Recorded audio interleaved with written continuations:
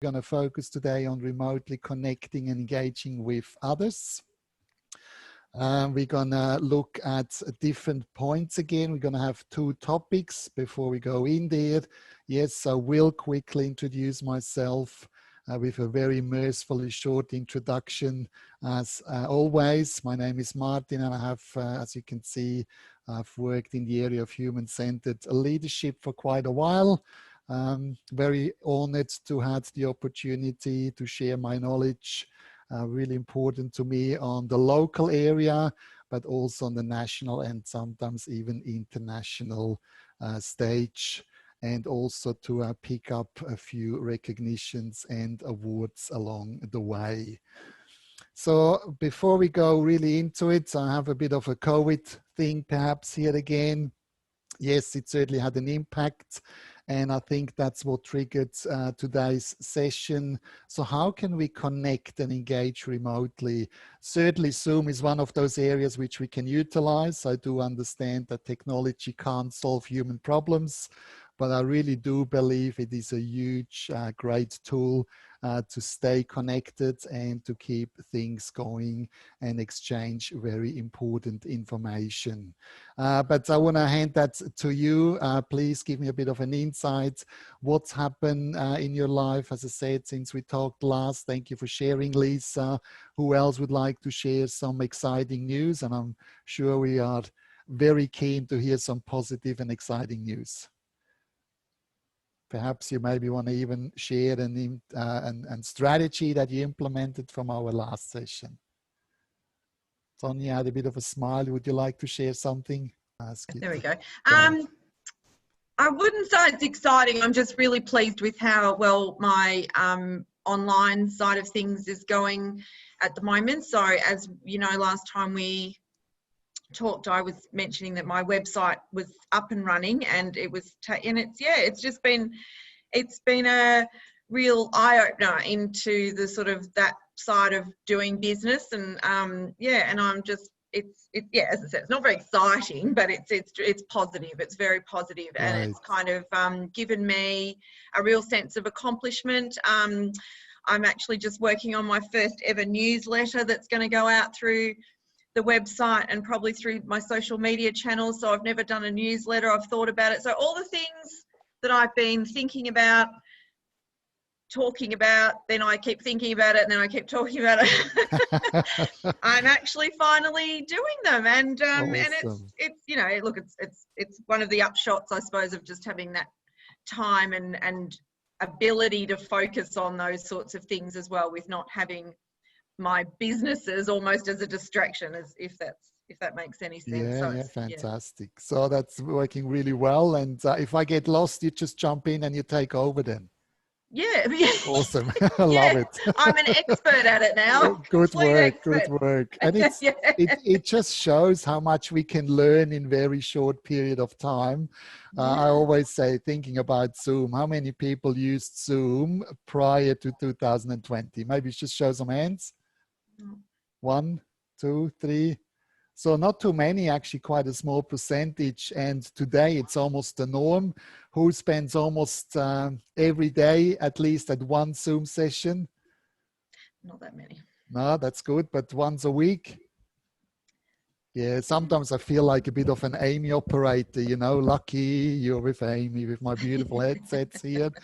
But it certainly was a huge shift with the coronavirus. Awesome. Thanks for sharing, Tanya. Michelle, you put your hand up as well? Well, I've actually just finished writing all the copy for our website, which has been a long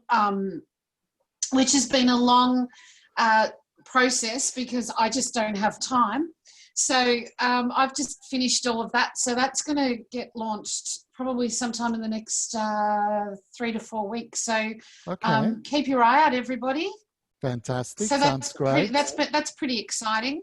Awesome. And hopefully you're going to get a few hints and tricks for your website as well, because today we will talk about how do you speak the other person's language. So we do go into a bit specifics on how to really connect and engage with people on different levels. And that probably should reflect on your website as well, and really understanding who your clients is or are.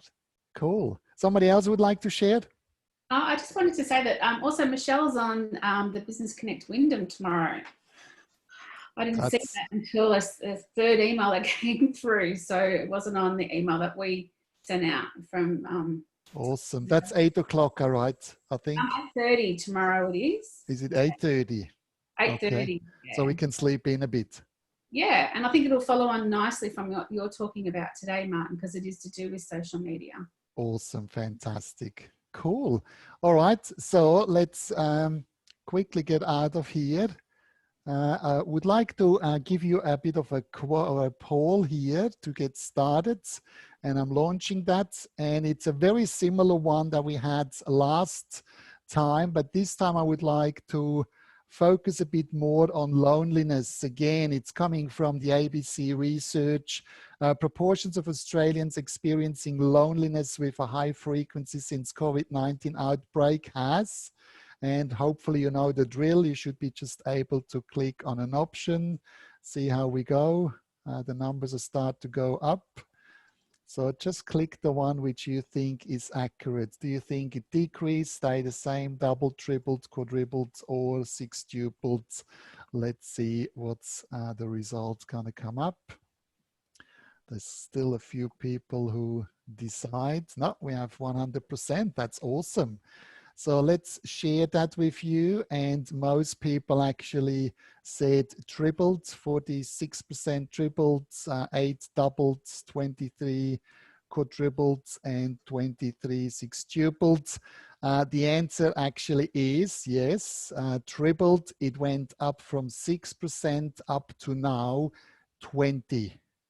So 20%, that's every fifth person who feels quite lonely. And I think it's very clear why I picked this research here. So that clearly shows the increase of loneliness, clearly indicates that we do need to stay in touch. We do need to connect and engage with people, which is such an important part. Now, this session, of course, is all about you, and I really would like to get a bit of feedback from you within regards remotely connecting and engaging with others. Maybe just share with us one strategy that really worked well. What are you doing to engage and connect with others?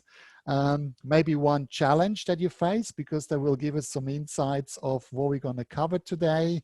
And last but not least, what would you like to get out of the session? If you have a particular idea, please do share what you would like to get as an outcome from today's session. Joel, maybe what do you think? What brought you here? What would you like to get out of it? What are the challenges you face? Still on Hello, mute? can you hear me? Should work. Also.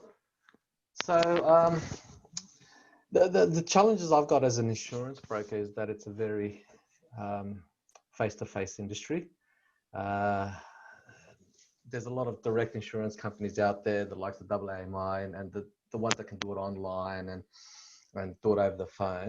So the challenges as a broker is to engage more with our clients rather than doing it over the phone or on the internet. Some people do like it that way, which is fine. Some people like engaging with an insurance broker. And one of the challenges with COVID-19 is obviously restrictions, and we can't do that. I do have a few people here in this Zoom meeting that are my clients, and I probably haven't seen them in such a long time. And it would be difficult for me to prospect new clients as well, because if you have a restaurant, for example, if you have a warehouse, I can't actually do that.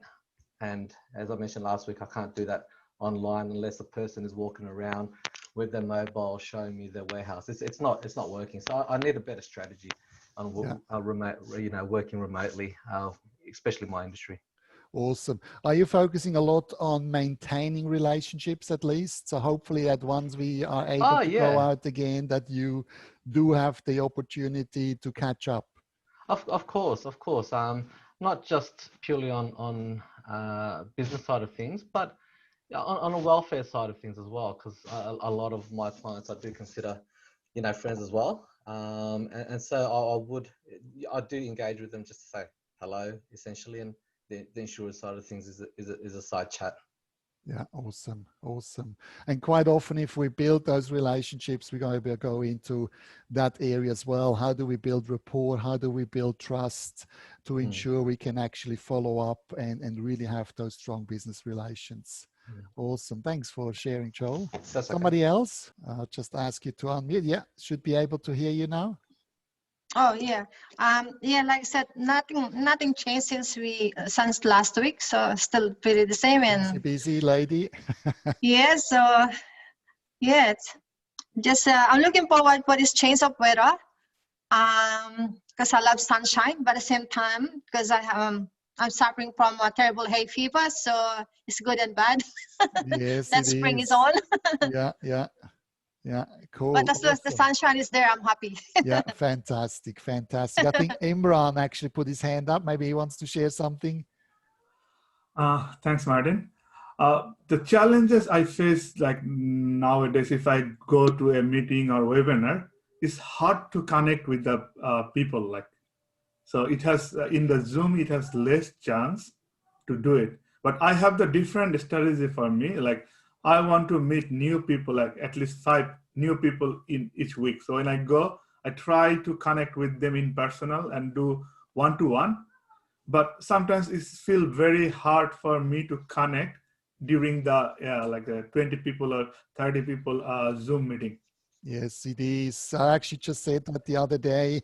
If you have a face-to-face, there's always more chances to break out, finding a bit of a corner where you can just have a drink and have a one-on-one conversation. Whereas on Zoom, quite often, once the meeting is finished, it will be disconnected, which makes it a bit more difficult. Or even if we leave it open for networking, you probably talk to most. So the breakout room is a great thing. Sometimes also just to share connections and details. And who has Zoom? Who has a Zoom account? Just maybe show some hands. Yeah.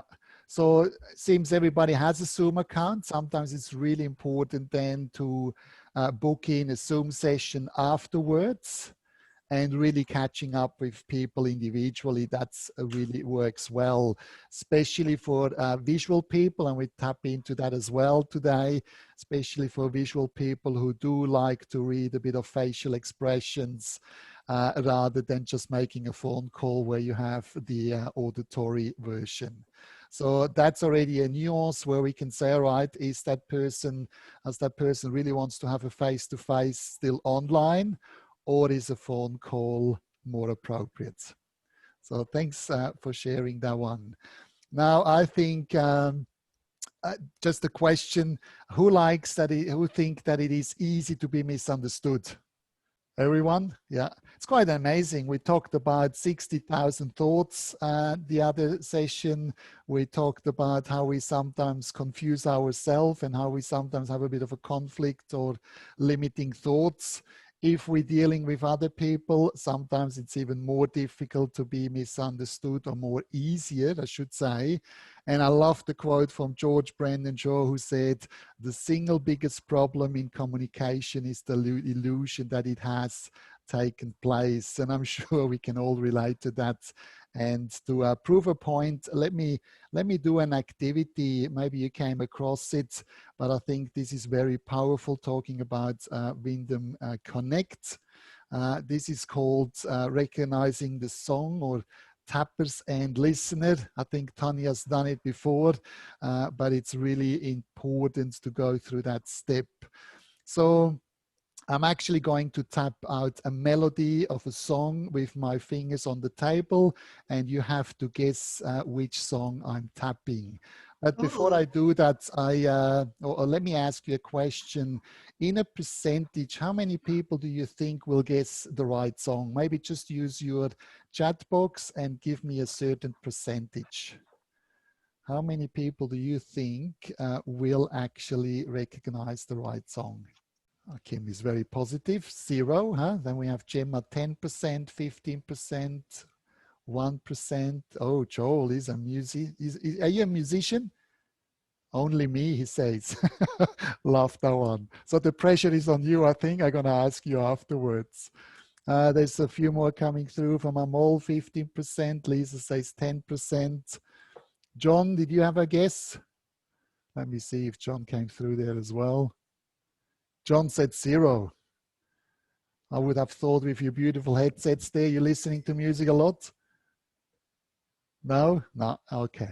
So really interesting. We will go back to those figures later on. Okay, let's do this exercise, but please keep the answer to yourself. If you guess the song, we don't want to give it away or influence other people. So here it comes, and I hope you can hear that. I'll maybe even put my headset off so you can hear it better.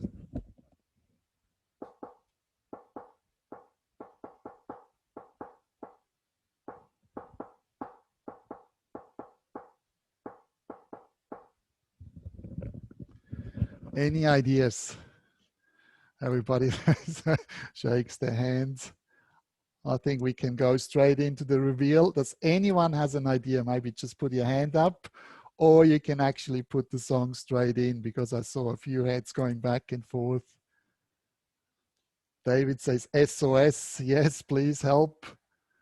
Ooh, Joel. Joel at least has a crack there. Twinkle, twinkle. No, not unfortunately. No idea. It was actually Beat It from Michael Jackson. So a bit different from Twinkle Twinkle, but that's okay. So I actually, what I've just done is I've just repeated a research experiment called The Tapper and Listener by Elizabeth Newton, a Stanford University graduate in psychology. And her research actually revealed that only 3 out of 120 songs were guessed correctly. So that's a success ratio of 2.5%. Not a lot if we consider that. Now, before the guests, or before they guessed, Elizabeth asked the tappers to predict also to the listener of how many would actually get the song.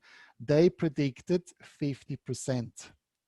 So they thought, probably I have a chance 1 in 2, so 50%. We were a bit lower with more cautious and hesitant, but really important is that actually in the fact that only in that sense 1 person out of 40 songs got it right. So I'm sure you're wondering why that is. When the tapper taps, it is actually impossible for them to avoid hearing the tune playing along in their tapping. So meanwhile, all the listeners, you in that case, can hear a kind of a Morse code only, right? So I even saw people they really kind of didn't know what's going on. So it was nothing more than a bizarre Morse code. Yet for the tapper, it is beyond belief by how hard the listener had to work to pick up the song and still actually didn't got the right outcome. So the problem is that once we know something, say the melody of a song, we find it hard to imagine not to know. In other words, our knowledge has cursed us. So how does that relate to the business world?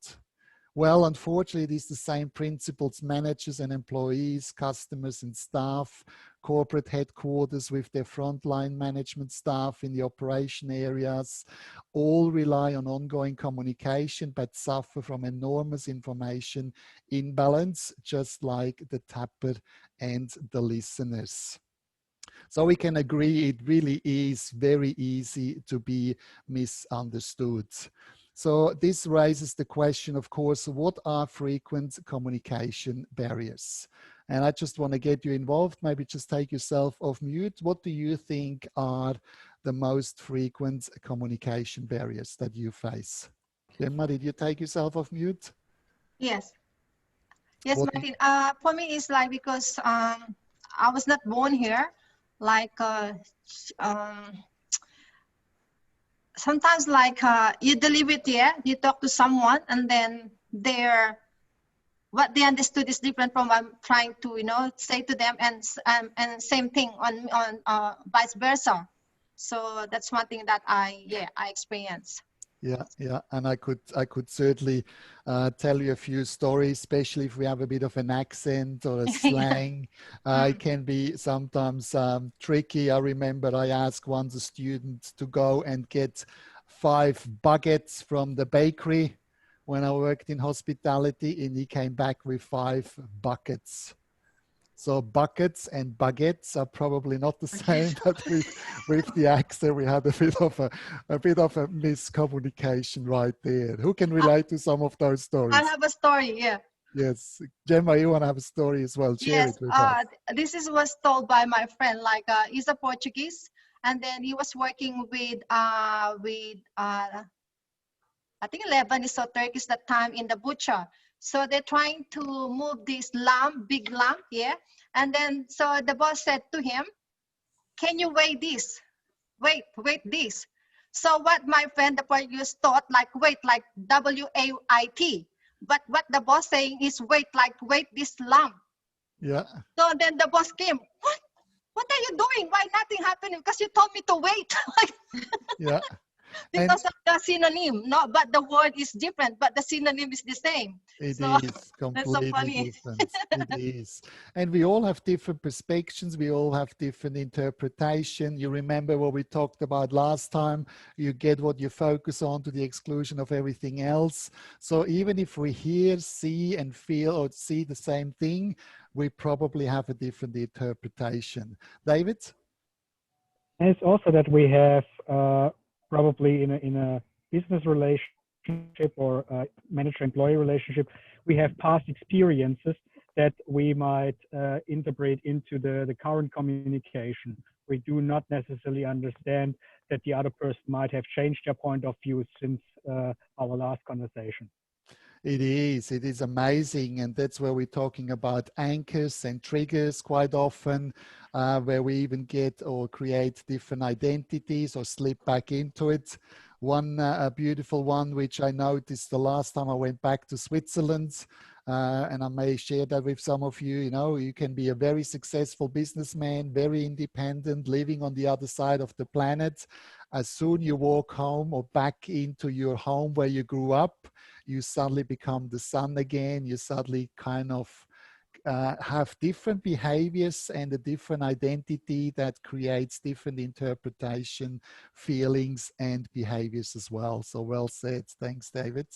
Who else would like to share some frequent communication barriers? Imran? Culture, another thing, like every culture has different communicative tool. Like some culture, they are not talking to people looking at their eyes. If anyone senior or anyone is like high posted, they're like not looking at their eyes.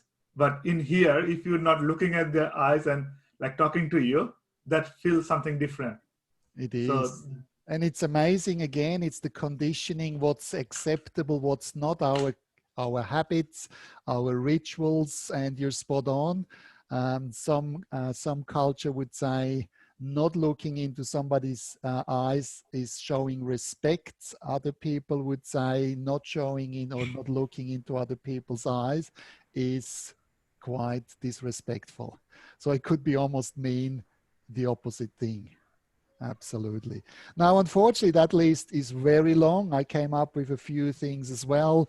Yes, sometimes it starts with hearing problems, speech difficulties. I love this one, jargon and slang, especially when I came to Australia. I was overwhelmed by jargons and acronyms. How much do we like acronyms? Everywhere we have acronyms, and you try to learn a new language and everybody throws acronyms at you and you just get lost in translation and you have no idea what people actually do talk about. Sometimes as well, from a business perspective, how often do we, or quite often we are the expert in a field and we're using expertise and special terminology, forgetting that our clients or our potential clients are not the experts in that field. So I think it is very important to find a language where people actually do understand. Of course, lack of attention comes in, lack of interest. We're going to talk about this in today's session as well. Prejudice, assumptions, stereotyping. differences in perception, jumping into conclusions, so on and so on. So there is quite a few things that we do need to overcome. And there is a range of options to address, successfully overcome these communication barriers, despite the physical distancing that is forced up on us. And just quickly elaborating on Imran, especially with social distancing at the moment, I think cultures can also change. The handshake just simply starts to disappear. Who finds that odd? Because we grew up with handshakes, more Western culture for sure, and suddenly we are not allowed to do it. How many of you maybe put the hand out at the beginning of COVID, although we knew we shouldn't do it, and it's like this automatic thing. It's like, oh no, I shouldn't. And it was awkward because we don't want to be rude, but at the same time, we want to follow the restriction, and it creates sometimes really those difficult situations. Quite possible the most important one to overcome communication barriers certainly is genuinely listen to other people. I think this is such an important part. Yes, listening is key, and sadly, this is often undervalued and overlooked. So people tend to focus more on what they want to say rather than listening to what is actually being said in reality or in facts. And active listening skills helps you, your team members and your stakeholders, no matter who they are, to have more open and fruitful conversations where everyone is heard. I also like the quote from Dalai Lama, who rightfully said, when you talk, you are only repeating what you already know, but if you listen, you may learn something new. And I love that one. So there's also another quote from Epictetus, who said, we have 2 ears and 1 mouth, so we can listen twice as much as we speak. But of course, that does not apply to the facilitator today. Somebody has to do the talking. But now, really important, coming back to what I said in the beginning, giving people the opportunity to contribute, to talk. Sometimes having a bit of a breakout room is a great way to engage and communicate with people in different ways and forms. So when we listen, and that's really important, when we listen, we must focus completely on the other person. That is so important. How often we are stressed and we're multitasking when we're doing so many different things. And that, of course, deletes a lot of things that is said, and we only get parts of it, which can easily lead to misunderstanding. So focusing completely on the other person. Listen without interruption, judgment, or assumptions. And also, I think what is important, number 3 point here, is listen with empathy and beyond what is said to understand the meaning behind it. And sometimes we do need to be a bit of a Sherlock Holmes. It requires to follow up, to double check, to rephrase certain things, to ask a few more questions, to really understand, is that what the other person wanted to communicate? And if you're not sure about what is being said, as I said, so please do clarify, because too often we are caught up in our own worlds and focus purely on how we can defend or how we can take action or reply to what is said. David?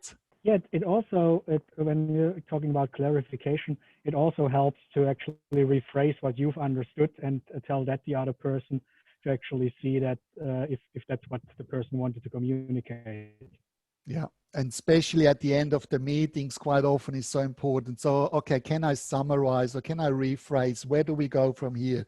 Is that what you meant? Is that what we're going to do? Oh, by the way, who is going to do that?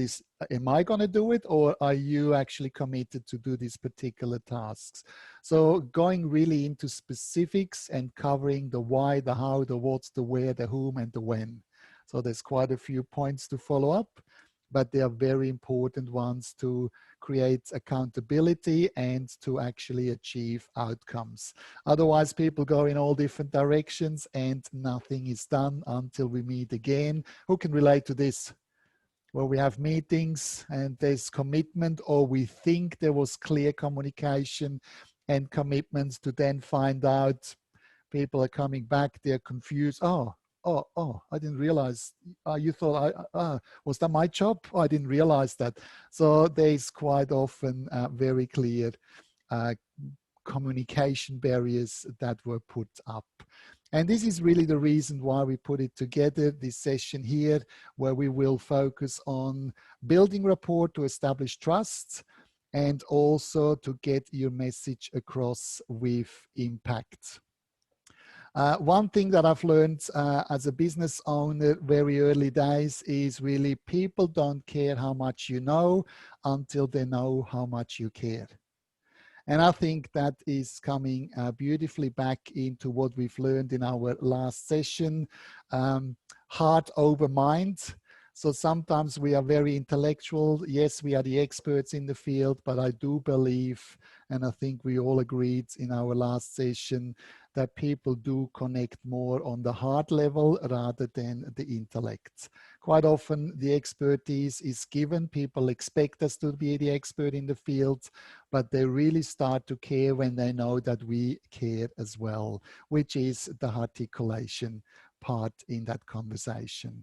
And I want to show you quickly a trust video. You might be seeing that, but I love it and it just gives laughter hopefully as well. This is called the trust fall. It'll be an exercise in building trust between one another. So Harrison, if you don't mind going first, step up here on this chair and close your eyes. All right, and then everybody fill in. And we're going to ask you to fall, and then they will catch you. So you have to trust us. I'm going to count to 3. Just relax and fall. Okay? 1, 2, 3.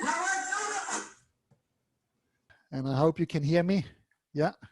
So that I think clearly shows, so it's an example of how not to build trust.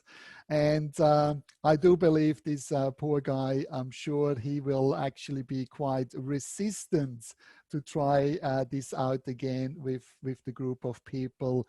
So what do we learn, I think, is resistance is simply a sign of lack of trust. Who can relate to that? If we don't feel certain, if we don't feel that there's trust around, we will actually get quite a bit of resistance in our communication. So therefore, trust requires effective communication. It requires integrity and other strong values. So that's where the values, the business values come in, which is to me the compass, because in the end of the day, we are all value fulfilling machines. And of course, great interpersonal skills. So as more we learn about the human aspect in communication, as more we can engage and connect with people. And I'm just wondering, again, there's a lot of wisdom on this session. How do you build trust? What are some strategies that you utilize to build trust? Who would like to share? Hello, everyone. I think building trust for me is firstly, you have to be a good listener, because if you don't listen, you're not acknowledging, or you're not actioning, or you're just not there for them.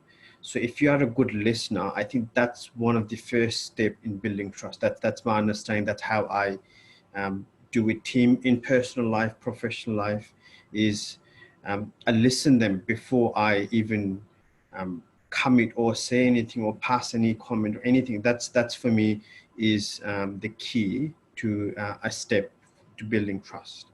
Beautiful. Listening and truly understanding the other person, huh? Yeah. What other strategies could we apply to build trust, which is ultimately creating long, strong relationships? Lisa? Yeah, look, I'll just put in my 2 bobs worth. Sometimes I like to take the sort of informal approach. So you may in fact be doing something that has a clear structure and formality, but actually moving a bit out of that space and having some other time to know about that person. I've certainly done that with some boards. I've said, well, come on, shouldn't we just all meet up in an after hours kind of capacity, and we can talk about our ideas? And it actually is much more flowing, that sort of informal environment. Yeah. Awesome. And I think that brings me to another beautiful point. When we have a meeting, although there needs to be an agenda, there needs to be action points, Sometimes we can over prepare, because when we over prepare and we already want to have a script, we want to have everything bogged down beforehand. Sometimes you see also presentations where they put the whole textbook onto the PowerPoint, where they can hold on and they just read from the PowerPoint. This is kind of where we get too busy with ourselves and we can't really listen into the conversation anymore and have the flexibility to actually tap into what is important for people. So well said, Lisa. Thank you for sharing as well. I want to give you a bit of a definition for rapport building. And rapport building is a state of trust and responsiveness where your words become the other person's thoughts. And quite often this happens is because we find something similar. We talked about this as well. Who likes certainty? Who likes stability, comfort? Something that we already know, the comfort zone, in other words. I think we all do, isn't it? So before we actually can challenge people, we do need to find things that we have in common. And utilizing Lisa's comment there, if we meet people outside, and think about when you go networking, when you go to a party where you don't really know a lot of people, how desperately do we try sometimes to find something that we can talk about? And the second we realize that footy is a common passion, the conversation takes off. If we realize that we both have kids, suddenly the passion kicks in and we're talking about the kids. So often it's finding something similar, because Virginia Satir, I think it was, who said, in sameness we connect, in differences we grow. And while difference is really important, as I said, we do need to be able to build trust first, to explore and to learn from each other. The trust is the foundation. One of those beautiful tools that you can use is actually speaking the other person's language, what I call. And speaking the other person's language, now, of course, we all do speak English, but what I'm saying here is we all have different senses, right? What are our 5 senses? What are the 5 senses? Yes, hearing, seeing, feeling, touch, kinesthetic, so emotions call in there. And of course, we have the taste and smell as well. And interesting enough, we actually have a conversation for each of those senses. This is also where the learning style actually fits in. And as more we know how we learn, sometimes we need to learn how to learn. As more we can absorb information, as more easy it becomes to learn and to grow. So what do I mean by that? And let me get started with the visual aspect. Some of the people on this call probably will be very visual. Who thinks is very visual? Who thinks is a visual person? So for you, probably it will be very important to see people. You don't like to talk to a screen that everybody's blanked off, or maybe even making a phone call. It is much more convenient for you and comfortable to actually have a conversation where you see the other person. So that would be the visual person. And quite often what visual people have in common as well is their visual stands out, or they're actually sitting quite straight. I can see it. Even Lisa is actually quite good body posture there. It's important to see how we look.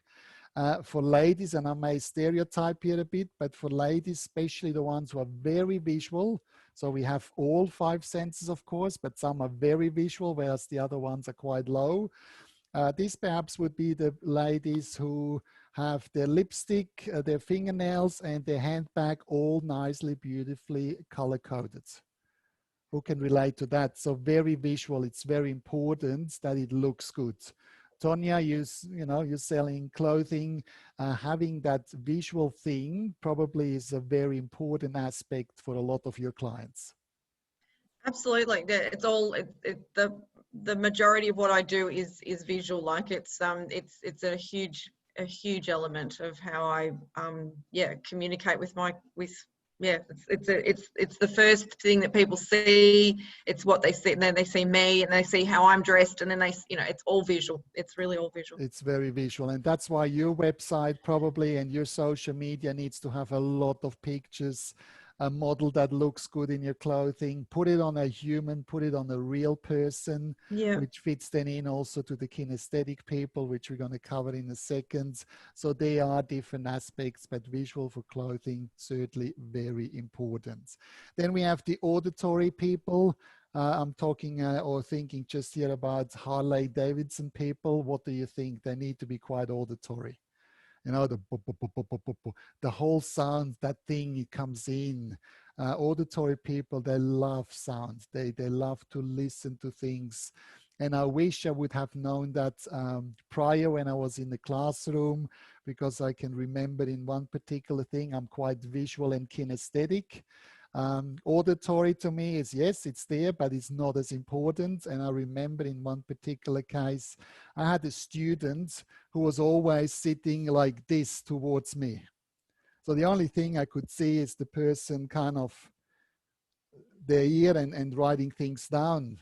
I was actually quite annoyed talking about the interpretation, and I thought to myself, I mean, how rude can you be? At least you could look at me when I'm talking to you. But I didn't realize that this was probably a very auditory person. So an auditory person is, in my view, looking with their ears. In other words, listening with their ears. So that student was very auditory, and then in a second instance, very auditory digital. So he absorbed the information through his ears and he wrote it on a piece of paper, which is the making sense part, the following procedures and taking notes. So I think this is a beautiful example on how we can learn more about the people we engage with and then adopt our language towards the people to make sure we speak their language. And I give you a bit more information on that as well. Let's go into the kinesthetics. Who do you think are the kinesthetics on this call? People who are quite emotional, connect. Yes, Kim puts her hand up. I'm actually quite kinesthetic as well. Kinesthetic are the ones probably, and I say that with all respect, but from a clothing perspective, just sticking with that and what Tanya does, they don't really mind as much how it looks, but what is really important for them is how it feels on their skin. And if you have people say, oh, I can't wear this jumper, it's too itchy, it's just nice. These are clearly indicated that their kinesthetic aspect is really important. So it doesn't matter if they look a bit like a canary, and again, I say that with all respect, and if the colors are all over the place, but it must feel comfortable on their skin. And of course, these are the people who quite often also make decisions based on their gut feeling, not on the price tag. And if it feels really great, they will buy it. And the last but certainly not least, and that's not really a sense itself, but this is what I call, it's an adopted language. I quite often refer to as the business language. And this is what we see and actually hear quite often within business communication, especially on emails. The auditory digital part, the making sense, the cognitive brain that comes into play with this, which is often, as I said, the business language, because the person will spend a fair amount of time talking to themselves. So there's a lot of self-talk going on. They are interested in structures and procedures. They memorize steps, step-by-step things, sequences. And as I said, to them, the price tag probably will be very important because it doesn't make sense to pay $200 for a t-shirt. Whereas a kinesthetic person says, hey, who cares how much it costs? It feels beautiful. So even there, it makes a huge difference from a sales strategies, from how we communicate with people, how we build trust. This model you can utilize in so many different ways. It is quite amazing. Now, what do I mean by that, speaking the other person's language? A visual person, and what I've done here on this slide is I just say 4 times the same thing in 4 different languages, all still English, but the visual starting off here, I would may say something along the line, if I could show you a clear and attractive way in which you could benefit from this product, you would at least wanted to look at it, wouldn't you? If this appears good to you, we will go ahead and focus on getting the paperwork done. So the orange highlighted capital words are very clearly visual keywords that we throw in to speak a visual person's language. So how would that sound for an auditory person? If I could tell you a way in which you could benefit from this product, at least you would want to hear about it, wouldn't you? If this sounds great and resonates with you, we will go ahead and discuss how to set everything up. So you can see same message, but with respect to the other person and how they filter in information. A kinesthetic person would maybe sound a bit different.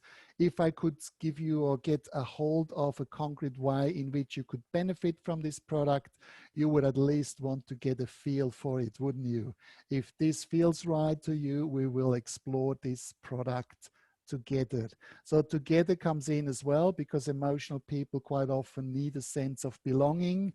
So that journey aspect of kinesthetic people who say it's all about the journey, it's not about the outcome, that is clearly indicating we're talking to kinesthetic people. If we go to the auditory digital people, of course, they would say, come on, let's get to the point. It is all about the outcome, and I do value time. So I don't want to just wear or try on 5 different jumpers. Just give me one that I can afford, one in the medium range. I just need to wear something and go back to work to achieve my outcome. So a completely different motivation. And it would maybe sound something like this. If I could explain to you from A to Z how you could benefit from this product, you would at least want to consider your options, wouldn't you? If this makes sense to you, we will take the next step and proceed with the paperwork. So maybe give me some feedback here. What do you take away from it? And does that make sense? I'm just using auditory language here, or auditory digital language. Do you see the benefits in applying or adjusting your words or sentences to enhance connections and communication? Maybe just give me a bit of an insight here. Amol? Yeah, I think this is very key. Again, I think many of in today's participants, they could relate that when I first came to Australia, it was really hard for me as well to understand English not being first language. I've gone to McDonald's hundreds of times and come back without ordering because I was too scared. I could really relate the communication, and something that I've learned over the period of time, and as having a business and having staff or the team members, is to be able to relate what they're thinking while you're delivering. Because you're very right, Martin, and I could completely relate this. I'm thinking something, I'm sure that I've said what I'm thinking, but when it's gone that way, it's delivered completely different. Because when you step back and you think, it's true. And I think it's always good to step back, relate what other people would understand, to be able to deliver, to achieve better outcome. And I could not relate anything more than because I have multicultural staff working with us, working within the team, and everyone is explained, or everyone is communicated differently, because you have to be able to relate in this era. Is you have to be able to relate to every individual to be able to communicate. If it can't be one blanket sending out an email and expecting to achieve the result absolutely uniformly, that's just not possible. And I don't think that's going to do good to anybody. And I think and as I said, I've come across that. And also I think because you know what you want to achieve, so you think that other people would understand in that shared terminology, and you say, okay, do this way, because you know it can be done that way, but not necessarily other people will understand. And I think So let's be maybe clear here. What's happened if we only speak our own language? What is the consequence, or what's the outcome if we just hold on and speak our own language? From a business sense, from a communication sense, from a building relationship sense, what do you think going to happen? We are losing 75% of the audience. Well said. We're losing about 75% of potential clients or of our audience, because only the ones who actually speak the same language will really truly understand and connect with you.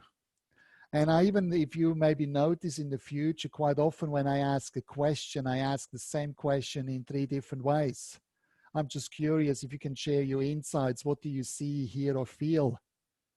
So even that sentence, because when you have big audience, you need to mix and match. There's a lot of mix and matching to keep everybody engaged. And that can be quite challenging as more people as you have. So when you ask the question, say, what do you hear, see, or feel? The kinesthetic person, oh, thanks God, somebody who actually asked me about my feelings. Whereas the visual people will look at my slides. And the people who are very much into hearing, they will probably have very good, expensive headsets to make sure that the sound is very clear, absorbed. That makes sense? And there is the AD. Does it make sense? Am I making sense what I'm actually saying here? So that's talking about the AD people as well. And I might give you an example how powerful this can be. I worked with a wonderful lady a while back. She had a bit of a challenge. She didn't really know where to head towards. She was very vague. She needed clarity with her future. She lost a bit her purpose. She didn't know where to go from there. She did a tremendous amounts of studies. She was a lady in art. She actually had a PhD in art.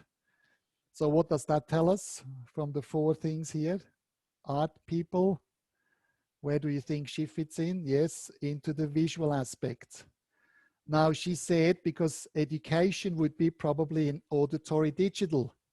So here are the 2 things. Yeah, okay, because she wrote a thesis, and but what she said is, I hated the paperwork and the research.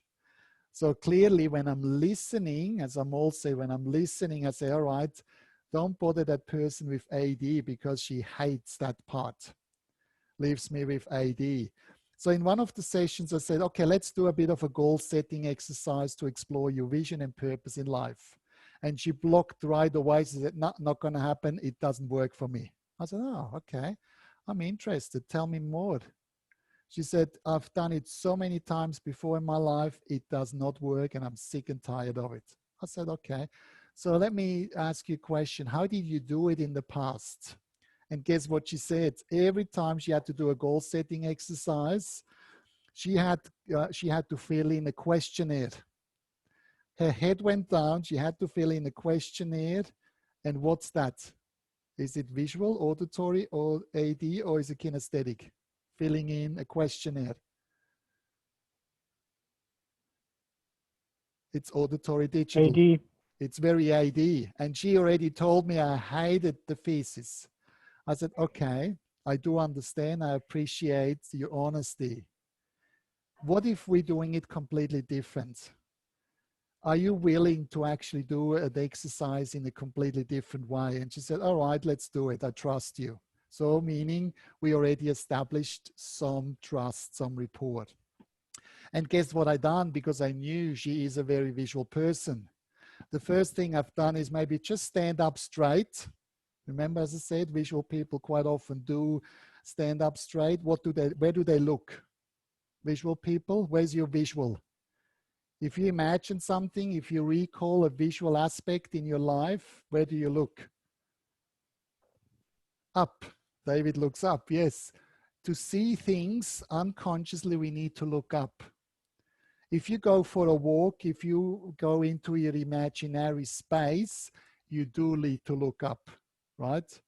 So I said to her, I said, all right, just stand straight for a sec, close your eyes. Close your eyes mean clear your screen so you don't really see a lot of things. And now I want you to look up.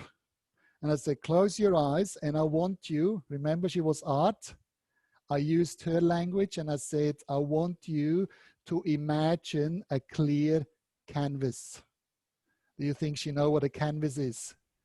Do you think she had seen quite a lot of canvases before? Yes, of course. So she was in her visual space. I asked her to have a clean canvas. And now I said, if you look at the future, and I want you to imagine 5 years from now, how does your future gonna look like? And feel free just to take your most beautiful colors, your favorite colors, and start painting the picture for me. Do you think she was excited about that? Yes. Who do you think took notes?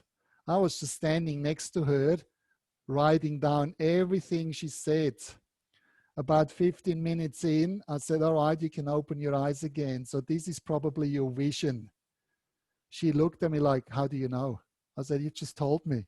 So I just wanted to share that with you and to show how powerful it can be if we respect the other person's view, how they filter in information, and if we do speak the other person's language. So let's have a bit of fun here. Let's go to the annotation. Hopefully you still remember at the top of your screen somewhere you will find view options. So just familiarize yourself with the options there. View options, click on annotation, and you should be able to see a text box, markers, pencils, whatever comes up.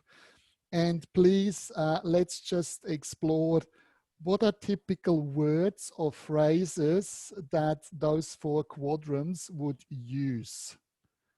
What are we coming up? I gave you already some examples, and I can see David is starting to write something on there. Did everyone found the annotation? I think we did. Cool. Feel. I see what you mean. I love it. I feel this is a great idea. Yeah. Let's see what's going to come through here. I can see me. So what are you saying is, love it. You're getting the drift here. Good stuff. What else is coming through? Touch. Yeah.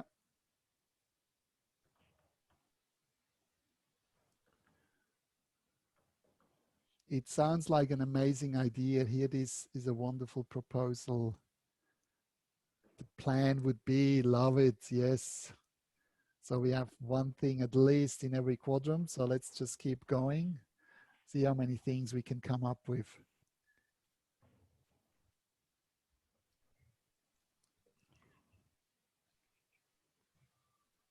Do you like the look of it? Tanya? I have no shadow of a doubt that your colorful clothes look beautiful.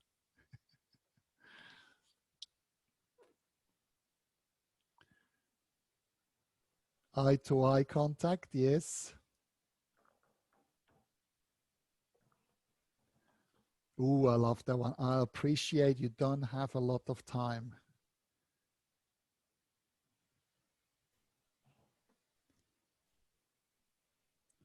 What else do we have? Understand what you've said. Cool. Ooh, let's sketch this out. We're getting very inventive here. I love it. Let's sketch this out. Let's draw a picture, or let's paint a picture. Yes.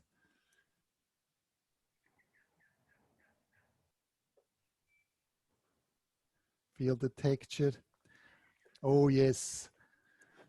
Did you realize, and maybe let's utilize this as we keep going, a simple card. I probably think everybody bought a card, isn't it? How does a kinesthetic person will buy a card? What is the convincer strategy? How do you sell a card to a kinesthetic person? Who has any ideas?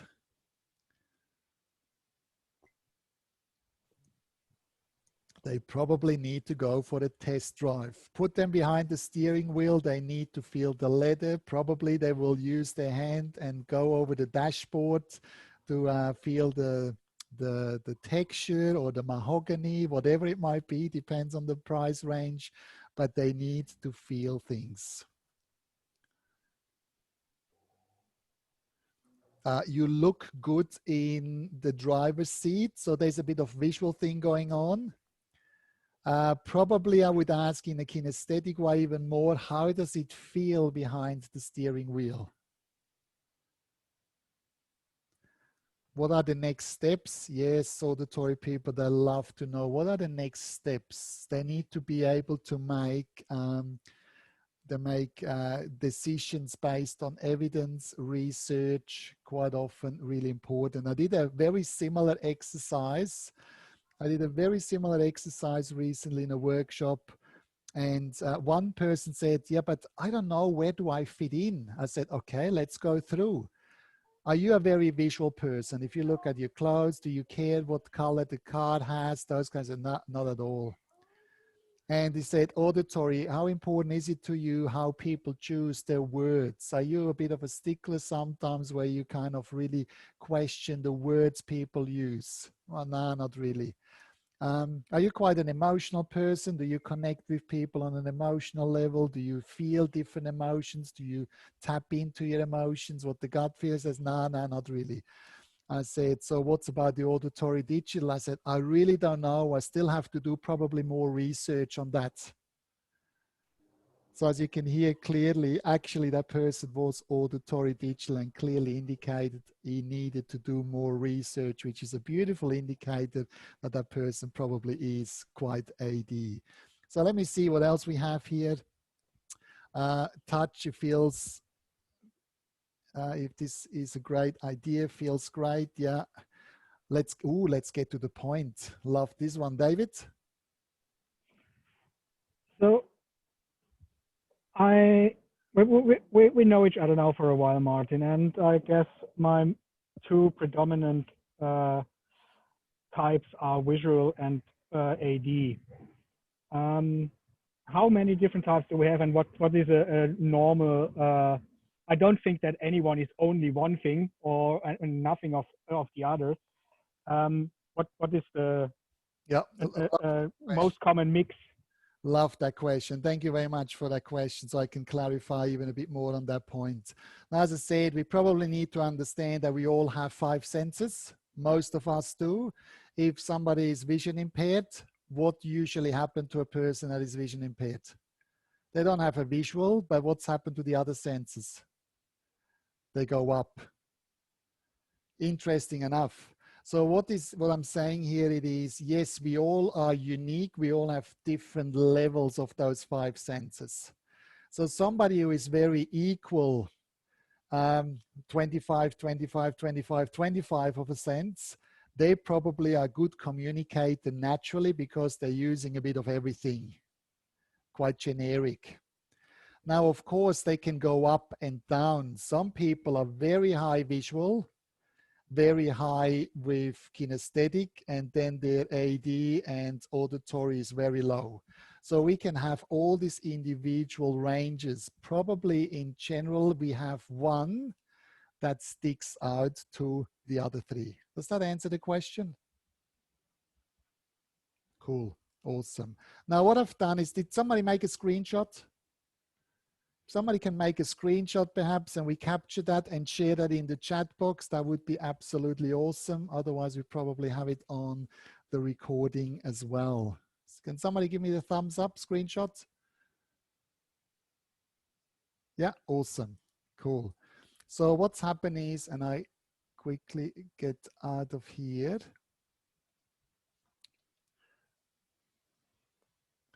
And I'll share again because that will get hopefully rid of the things. And we're going back in, and you will be able to see that again in a second. And let's share that again. And here he comes. Awesome. So here we have a bit of a thing that I put together prior to it. So it gives you again a bit of an indicator on the words that you could utilize in the future. Now, the question perhaps also is, how can you recognize where you fit in? What do you think? I see what you're, mean. I'm a visual person. So it's quite obvious. And I have met people who are very auditory And so they really pick up when I say particular words. And I'm like, hello, it's not what I mean just because that's what I said. Yeah, yeah. They're really quite literal people, if you know what I mean. So, yeah, yeah. And that's coming in. They're literal people. They take every word as, oh, I need to analyze this. And you think, it's just small talk. So this brings us really to a great point. Thank you. What's going to happen if we even have a clash of different language? I'll give you some examples. What's going to happen if a kinesthetic person makes a decision? How do they make decisions in the first place? They use their gut feeling. My gut feeling tells me, go ahead or stay away. Guess what an auditory person would say in that sense? They would say, are you out of your mind? Are you really telling me that you make business decisions based on your gut feeling? How about you doing some research and you look at your competitors and you make an informed decision? So there's a lot of clash that can happen if we only stick to our communication rather than adapting and appreciating the other person. Email is a beautiful thing as well. Or let's use visual for Lisa. Maybe you can relate to this. Now, while we can learn to utilize auditory digital, and I think we are quite conditioned in emails, very structured, isn't it? Reference is made to our conversation yesterday at 10 o'clock. Please work your way through and get back to me no later than 5 o'clock close of business sharp tomorrow, the 2nd of September 2020. Yeah, they have bullet points that is very auditory digital. Now, a visual person, if a visual person, a high visual person sends an email, you probably have an email that not have a lot of punctuation, that has not a lot of connections, even in small talk sometimes. A visual person, they see pictures, right? Unconsciously, they see picture. They see a picture and picture says more than 1,000 words, so they start to talk and they talk usually quite fast. They just say whatever they see unconsciously. Then their head turns and guess what? They see another picture somewhere over here. And they start talking about that experience. Guess what the AD person is saying? Said, hang on, sorry, but I need to stop you right here. How do we get from here to this conversation talking about this now? And the visual person said, well, I don't know. I just thought I'm going to share some information. Much more spontaneous, whereas the auditory digital person is very much structured. They need to have a connection how they get from A to be. Again, we have a complete clash.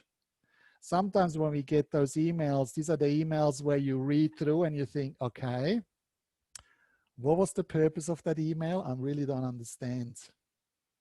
Was that just for my information? Is there a question in there? Does the person actually want me to get back with an answer? What are the expectations? Who can relate to this? Or we sometimes get these weird emails that we just don't know what to do. Yeah. So again, we kind of need to understand where are they coming from? What is their intent? As more we can do that, as better off we are indeed. And just to give you an example here, guess what? What does that tell you about me? Interesting enough, did I just say before that I'm quite kinesthetic and visual? Do I have a lot of visual pictures on the whole screen? Yes. And those swans, do they not look beautiful with their necks coming together like a heart? And the kinesthetic people and the visual people probably going to say, oh, that's cute. And the AD people going to say, really? That is so cheesy and fluffy. Please get over yourself. Let's move to the next slide. So I overlaid a bit of auditory digital as well with some ticks and bullet points so we don't lose the auditory digital people. Am I making sense here? Do you see how powerful that model really is? So really, when we are able to speak the other person's language, individuals will feel valued, understood, and in rapport. In other words, we can really build trust. Trust that creates long-term business relationships, and that is a lot of great opportunities that will come from it. And next time, guys, because of the meeting or the topic, next time you get a meeting or an email from a person that says on the bottom, I'm looking forward to hearing from you, what are you going to do? Give him a call. Please pick up the phone and give that person a call. Do not send an email back. Because that person unconsciously said, I would prefer to talk to you and hear your voice and not getting another email because I'm sick and tired of receiving emails. Yeah. If somebody says, I can't wait to see you again once that COVID-19 is over, what are you going to do then? Pretend that COVID-19 is over? Yes, but in the meantime, maybe book in a Zoom session where you can have a face-to-face. Making sense? Because quite often we're just using emails, we're using data, we're using research and not understanding that this perhaps is not our clientele. And then we're wondering why we don't get any information back. And it's a one-way communication. David? How do you do the apply this to your social media posts? You're posting every day, you said. Are you combining different aspects for multiples, or do you have separate posts for different audiences? Love that. That was actually one of my questions. So thank you very much for bringing that up. You can have multiples, you can switch them back and forth, or you can be very clear, understanding who is your avatar, who is your niche market. Because sometimes, on the other hand, and I hope I'm not going to confuse you, but on the other hand, we cannot always please everyone. So if I write a social media post, the first question you need to ask yourself, who does that need to appeal to? Do I really want to have an impact on a visual, kinesthetic, auditory, or AD person? If you want to really cover all of it, then maybe alternate. Have one emotional kinesthetic quote where people really feel like the swan neck here, where people really feel connected. If you want to apply to an AD, then say, okay, Harvard University research clearly indicates, and here are the percentages. Then you're talking to another clientele. Cool. And coming back to Tanya, I think it's really important, and looking at her social media, a lot of visual. The whole thing is visual. If you like it, so visual kinesthetic, it feels good in it because you're also using a lot of different materials. I saw it. There was also a bit of leather, there was wool, there was cotton, there was all these different things, kinesthetic. We have a variety of products, and also the visual, how it looks on the person. Do you need a lot of other things? The AD is the price tag. And sometimes, of course, you need to say, I'm going to fit in with a high price range or a low price range. I know where I fit in. I don't try to please everyone. So what I'm saying here as well is from a branding aspect of connecting and engaging. David has a bit of an accent as well. I think he's from Germany. No, actually, I know he's from Germany. If you're selling a BMW, the message needs to be on the quality and level of a BMW. So if you're having a social media post or a flyer, even a hard copy, please do not print that on your home computer, because the message does not engage and connect with the people who want to buy a BMW. It is not the quality they're looking for. Cool. If you have the Salvation Army and you work with the Salvation Army, no, you don't have to go to a professional printer. There, a flyer, a copy, a photocopy will be enough, because people will be very conscious of money. So maybe just talk to me for a second. What do we take away so far before we head into the next topic? What are some key aspects, key learnings that we can take away? I'll hand that over to you. It's not about me, it's about my clients. Love it. Absolutely. Absolutely.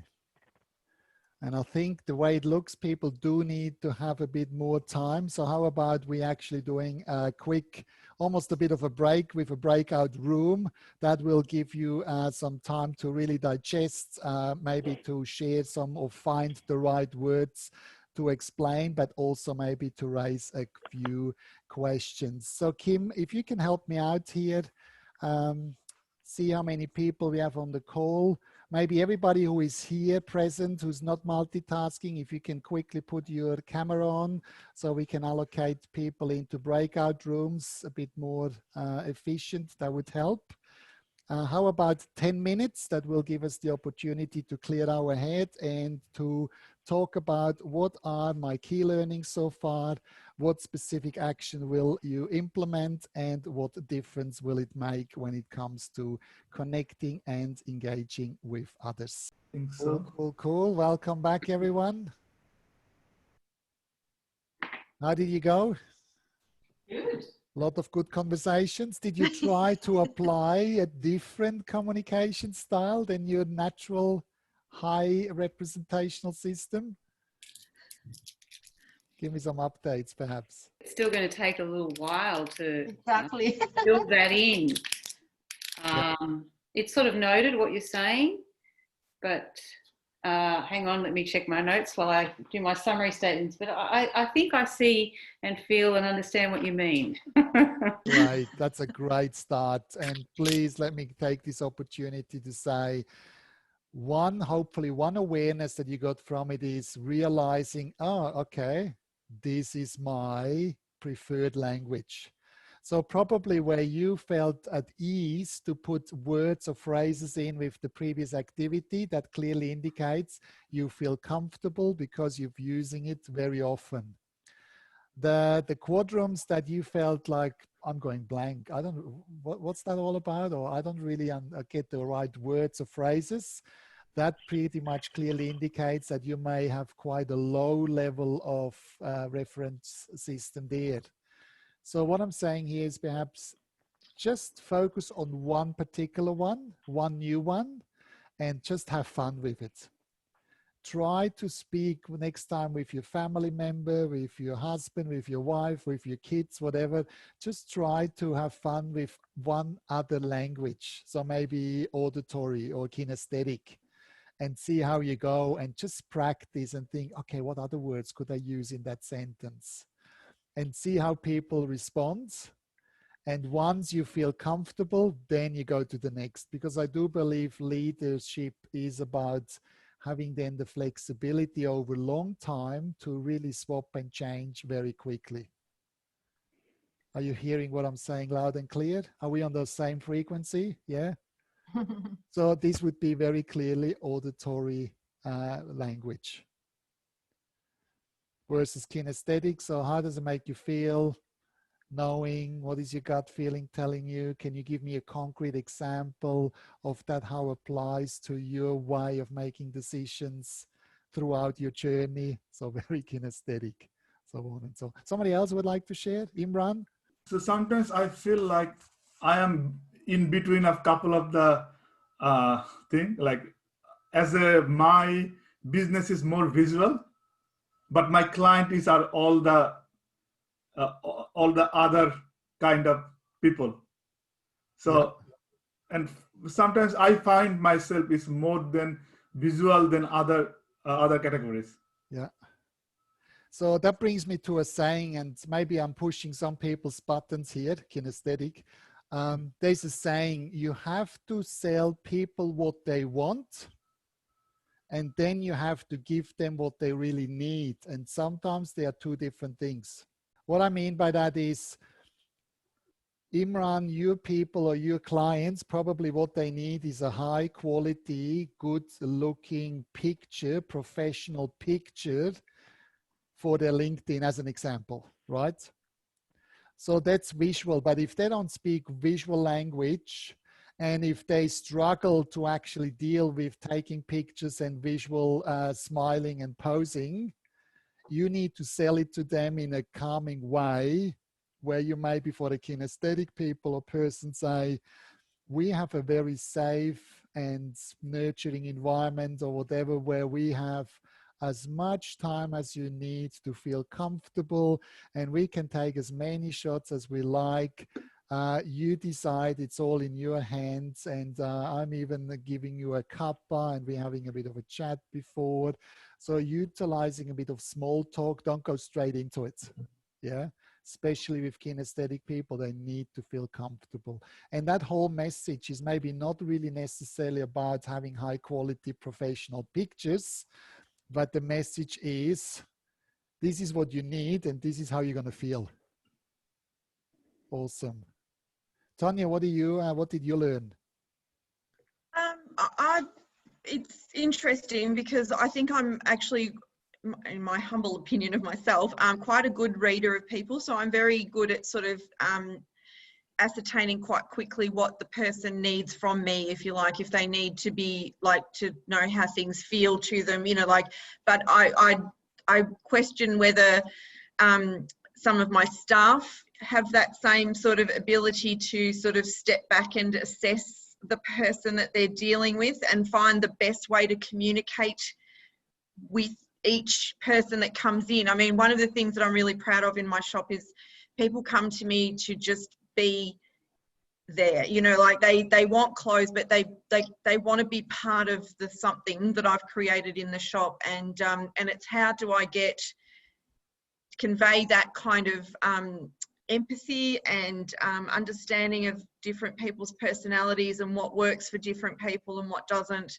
to kind of create the best result for absolutely everybody, for, you know, for them as a customer, for me as a business person. And just, yeah, it's one of the things I sort of said to my girls in a staff meeting that we had a couple of years ago is, we don't sell anybody anything, we just help them, you know, like, and if that's to find what they want, it's not about, you know, being pushy, it's about, you know, giving the people what they want, sort of thing. Yeah. So. And what do they want? I think what they want is an experience. So probably a lot of your clientele is quite kinesthetic, yes, visual as well, but what they want is that sense of belonging, community, having a bit of small talk, feeling good, an experience. It's all about the journey, whereas AD people or outcome-driven people would say, you know what, sorry, Tanya, I don't have time. If I walk in, I need you to be there. Give me the size I'm looking for. I'm only interested in white, black, or dark blue. Business attire. Give me a good price. Wrap it up. I need to go back to work. Yeah, and that's the thing is distinguishing those people, because you can lose people if you're standing there and you're rabbiting on about, you know, colours and blah blah blah. As you say, if there's that lady that comes in that just is very you know, direct and you know, just wants to get in, get it and get out, I need my girls to understand that and respond accordingly, and it needs to be very, very you know, immediate and yeah, and I don't think that that's been probably done all that well all the time. So do please share that model with them as well. Happy to, you know, the recording will be available even if you show that to them as well. I think there's a lot of learning, because really, as more we know about our clients, their needs, their values, their desires, as more we can fulfill them, as better off we are, as more sales we make. And of course, it's always based on win-win. I think, needless to say, it needs to be ecological. We're not buying or selling just things for the sake of it. We want to have a reputation. We want to give people what they want, which brings us actually into the second topic. And this is only one model that I would like to share with you, but it's a beautiful transition from what we just talked about. Getting your message across with impact. So there's a simple structure. And let me start in the middle, and I deliberately started within the middle. And this is, again, when you sell things to people, when you network with people, when you engage with anyone remotely or even face-to-face down the track. How often do we go and network? And the first thing people ask is, Oh, what are you doing for a living? Who can relate to this? Let me be honest. Who cares what you're doing for a living? That sounds a bit harsh, but quite often, is it not just something to get the conversation started, to say, oh, I'm really interested in you? And why I'm saying they don't really care, because we have a lot of bias. We have a lot of stereotyping around job titles. Who can relate to this? Somebody says, I am a chef. Yeah, you're rude. I'm a banker. Yeah, you're boring. I'm a politician. Yeah, you can't be trusted. I'm a workplace inspector. You must be a mean person. So we already know the second we hear a job title, we already judgment, we already assume things, we box people in, and we're looking around and say, all right, is there somebody more interesting than you that I can talk to? So quite often this question of what are you doing, and then being polite, said, oh, that sounds really interesting. Oh, tell me more. So what does that involve, and how do you do that? We're losing people because we're talking just about another task. We're talking about sweat. We're talking about work, and really there's no really excitement or motivation in there, isn't it? So this is where we lose people. This is where people move on. So what is really important in our message? What do we need to put in? I'm just handing that over. What would you explore? What makes you motivated about people? And Tanya, in some sense, already gave some answers. Imran? I would say I would like to know some stories. So Yes. it could be a personal story, business stories. And from my personal view, at the end of the day, people remember their stories than the fact. Yeah. And probably also why they do what they do and where are they actually heading towards. Yeah. Our purpose, our vision, where are we going? Why are we so passionate about it? Please remember, as we said, people don't care how much you know until they know how much you care. So with Tanya's exercise, they do come there because they feel comfortable, because they know that you care about them. They know they get an experience. This is what makes people really excited. And that's where we have a conversation. I worked once with a workplace inspector from Telstra, where some people say, oh, workplace inspector, oh, Telstra, oh. So there's a lot of judgment, as I said. And when he went out to actually assess people for workplace safety, people, of course, they were quite rude to him. They didn't want to deal with him and so on, because we feel judged and nobody likes to be judged. So I said to him, I said, so what do you tell them? He said, oh, I need to assess you guys. I need to make sure you do the right thing. But he never told them why.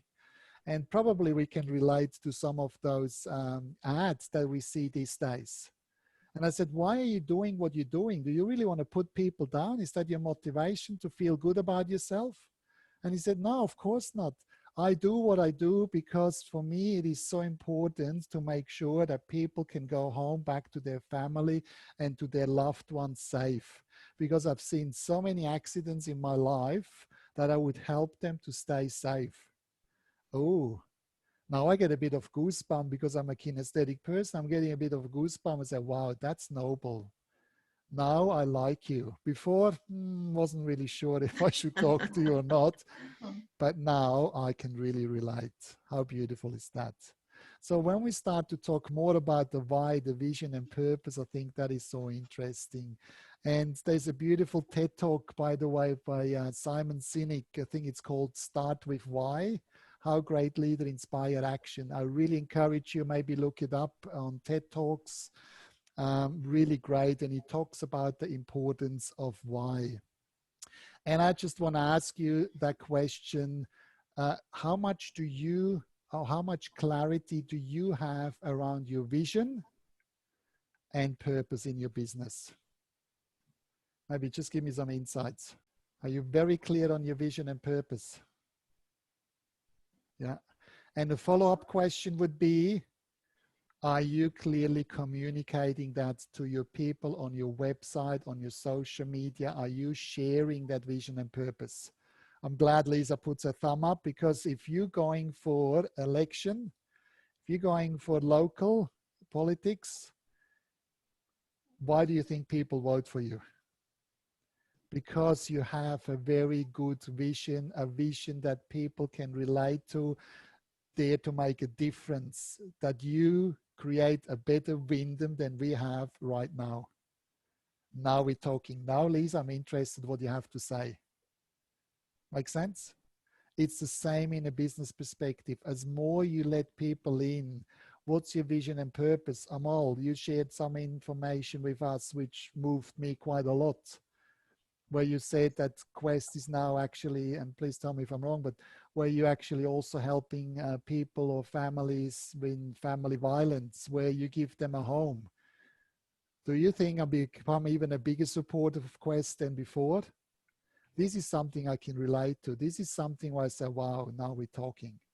I want to support Amal because I believe in the same vision and purpose. Now we have motivation. Yeah. And the last thing that you also should include, please, is, last but not least, is the opposite, because we are good in giving, but we also want to receive, which is a bit the fear-driven part of ourselves, where we ask ourselves, what's in it for me? Who can relate to that? And sometimes we have to be honest. Sometimes we have to understand. People go to networking because they want to meet people, because they want to explore business opportunities. They want to explore collaborations. As more we deny that, as more we create some misunderstanding, as more we say, all right, how can I support you? What are you here? What do we have in common? Where are the opportunities that we could explore working together in our community? That's another wham of having a powerful message where we pay into what people really want. And what do you think people really want? What is motivating people when they're connecting and engaging with others? If we are honest, don't we want a bit of attention? Of course, we would like to share a bit from ourselves too. Do we would like to be in control? I think so. Do you think we would like to have a bit of a sense of belonging? Maybe hoping that somebody even gives us a compliment, validates us, or maybe even gives us a bit of an acknowledgement that we're doing something right? Who can relate to this? So as more we can tap in, as more we can understand what is the needs, the wants and the desire of the other person, where we can listen, where we can ask great questions. Oh, that's interesting. Tell me more, Amal. Tell me about how you're doing, who you're working with. How does that make people feel? What do they see when they arrive? What are you giving them? What are the procedures involved? So again, we're covering visual, auditory, kinesthetic, AD. It's all happening where people can communicate. And as more they can communicate, as better we are at listening, as better communicators we become. Full circle, closing the online session today in some sense. But keep in mind, what's in it for them in a business perspective? I want to quickly elaborate on that as well. What's the difference? What's in it? If they want to talk about your business, what could be some typical what's in it for me? Maybe they get something bigger. Maybe they get something more exclusive from you. Maybe they get something cheaper. Maybe they get, or maybe what you sell them makes their job easier. Maybe it gives them more flexibility, what you have to offer. But you need to communicate what's in it for them. And please utilize that, coming back to David's question, please utilize that content that we call value content within your social media platforms, on your websites. As more we know what our clients are looking for, as more we can cater for it, as more trust we build, as more relationships we build. So Tanya, for you, maybe the next step is, after coronavirus is over and we're finding some ways to have face-to-face, you might need to have a really good coffee machine and maybe a few biscuits or something in the corner where people become, where you're creating your own community, if you haven't done that yet. I haven't yet. No, I haven't got time to make coffees, but that could be an idea. Hey, Martin, she does the bubbles really well, though. See, love it. Stop dobbing on me. Was that you, Michelle? Absolutely love it. So I think this is a very simple strategy, but how powerful is it? And sometimes we just need to go back to basics And Michelle, I think it was, if you can hear me, in your website, because you're working on the website. So maybe take these points away and analyze. Do I have these points in there? Not the what and the how. Yes, that needs to be on there as well. But first and foremost, your vision, your purpose. Because when you're talking about that, you're going to be excited, and that is very contagious. This is where you connect on an emotional level. If the price and everything works as well, you attract Auditory Digital and so on and so on. But now we're talking about a very clear strategy. So to wrap things up, there's a few things that we learned probably today. Yes, sometimes, especially during COVID-19, we do need to rebuild trust that got maybe lost a bit throughout the physical distancing. I've heard, although, from some of you guys, you do maintain relationships. That is really important. And again, I think people will remember if you were there for them when it got a bit tough. That is another way of really building strong relationship, because we know we can rely on each other even if it gets tough, or particularly when it gets tough. Choose the right communication tools, so make it personal, but be authentic. Yes, know what is important to you as well. And then, of course, share the information with others. Check in frequently and be proactive. Yes, pick up the phone, organize a Zoom session. And if you don't have a Zoom session, if that's over the top, for visual people, we have WhatsApp, we have FaceTime, we have Skype, we have Google Meeting, we have so many different platforms all available. How cool is it if you maybe check in on your regulars, on your really good clients, just check in genuinely and say, hey, I just wanted to see how you're going. And if you have a very result-focused person on there, they will probably say, yeah, it's all good. 5 minutes, it's all done. Thank you very much. I need to go back to work. If you have more kinesthetic people, maybe you do want to have a virtual cuppa and spend half an hour with them. But I'm sure it will be appreciated. Know your why, so share your vision. Actively listen and check in with people, as we said, speak the other person's language. And maybe Kim is going to send you the overview of the keywords. I'm happy for you to post that on the social media page as well, so people can download it and have a bit of a reference there. The contrast frame, which we haven't really covered, but we did a few other things. And there's a few points all the way through. But what I want to share, and I'm very conscious of time, are we doing well? We have another meeting. I did speak to quite a few people, including Kim, of course, and we identified that I think there's a need to follow up a bit more on our topic today, which leads us into how to recover and adapt and drive business in our next session. And our next session is scheduled on Thursday, the 17th of September at 2 p.m. So please, if you haven't RSVP'd yet, please pencil in the time and do let Kim know. It would be really great to have you again on board, that we can further discuss and share some insights of how can we recover, adapt, and drive business. So this is almost a bit of a business plan review, not individually, but going through a few different points as a business owner, perhaps, that is really important that we need to look at, where we can maybe also go a bit further into social media strategies, into see what competitors are doing, all those kind of things, that we have a bit of a guide, a compass that gets us moving forward with our business journey. How does that sound? All good? Awesome. So having said that, my time is up again. Thank you very much once again. The 2 hours, I don't really know what's happened to them. Thanks for your contribution. Thanks for all the questions and for sharing your insights.